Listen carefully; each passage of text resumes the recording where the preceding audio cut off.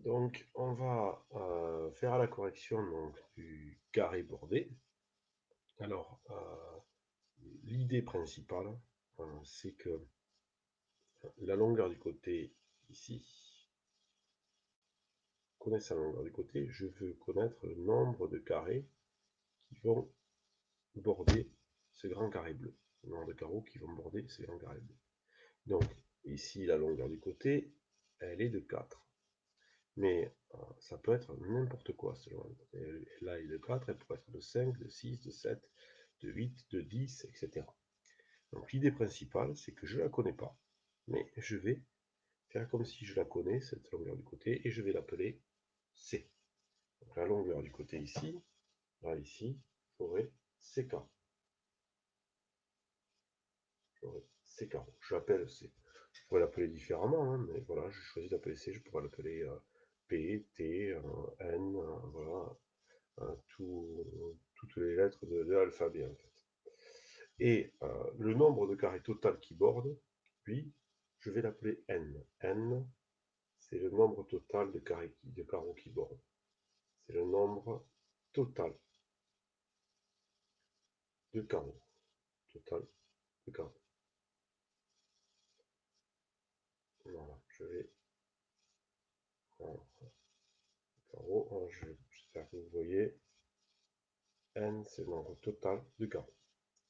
Donc, pour compter ces carreaux, comment je fais? J'ai plusieurs méthodes. Et bon, tu choisis. Je ne vais pas toutes vous les présenter. Je vais en présenter quelques-unes, les plus simples.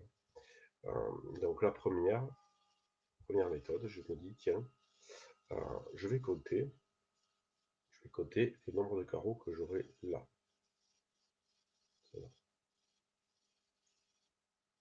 Si je compte le nombre de carreaux que j'ai là. Donc, ici, combien j'ai de carreaux? C'est facile. Ici, là, j'ai ces carreaux. Et là, combien j'aurai de carreaux ici? Là, j'aurai aussi ces carreaux. Là, combien j'aurai de carreaux ici? J'aurai encore ces carreaux. Et combien j'aurai de carreaux en bas? J'aurai ici ces carreaux. Donc, si je veux le nombre total de carreaux qui bordent ce carré, grand N, il sera égal à quoi? Il sera égal à C plus C plus C, donc 4 fois C carreaux, plus, j'en ai oublié des carrés quand même, j'ai oublié tous les carrés qui sont dans les coins, donc j'ai 4 carreaux, un carreau dans chaque coin. Voilà.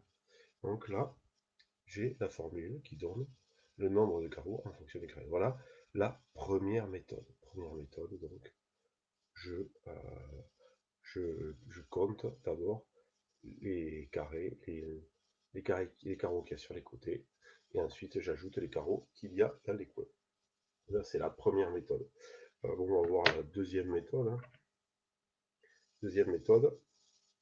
Et là, au lieu de compter les carreaux qu'il y a dans les coins, bah, tu vas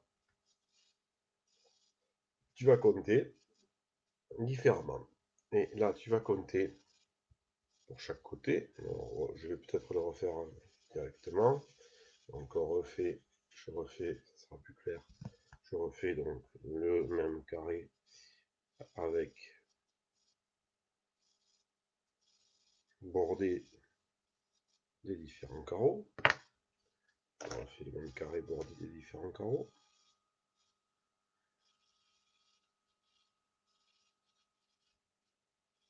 Et là, ce coup-ci,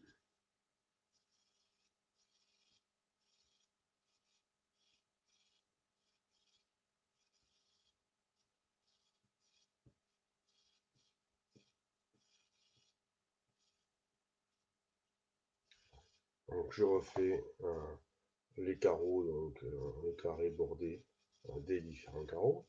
Et ce coup-ci, je vais non pas compter ce qu'il y a sur chaque côté, j'ai compté ce qu'il y a sur chaque côté, et je vais en ajouter un.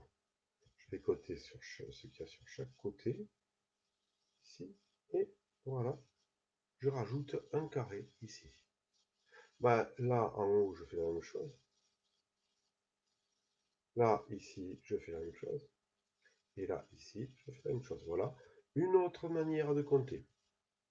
Combien j'ai de carreaux ici? Alors, souvent, on me dit, hé là, monsieur, j'en ai 1, 2, 3, 4, 5. Oui, d'accord, t'en as 5. Mais là, en fait, n'oublie pas que la longueur du côté, elle peut être n'importe quoi. Elle est égale à 4 là, mais elle pourrait être égale à 6, à 7. Alors, là, il y en a 4, donc il y en a 4, et puis je rajoute celui-là. Donc, s'il y en avait 6, il y aurait 6, et puis là, j'en aurais entouré 7. D'accord? Donc, ici, combien j'ai de carreaux? En fait, ce nombre de carreaux qui a sur un côté, il s'appelle C. Et là, j'en ai, pour chaque paquet, j'en ai C plus 1. J'ai fait combien de paquets? Ben, j'en ai fait 4. Donc le nombre total de carreaux, ça sera 4 fois C plus 1. 4, n égale 4 fois C plus 1. Voilà. Donc je vous ai présenté deux méthodes possibles. Alors il y en a d'autres, hein. Il y a d'autres méthodes. J'en ai une autre en tête, hein. J'aurais pu coter tous les carrés qui en haut, tous les carrés qui en bas, et puis après tous les carrés qui sont au milieu. Voilà, ça c'est une autre méthode qui pourrait être possible. D'ailleurs, vous pouvez trouver, donc vous trouverez une autre formule qui permettrait de calculer le nombre total de carreaux. Voilà différentes méthodes pour résoudre cet exercice. À très bientôt.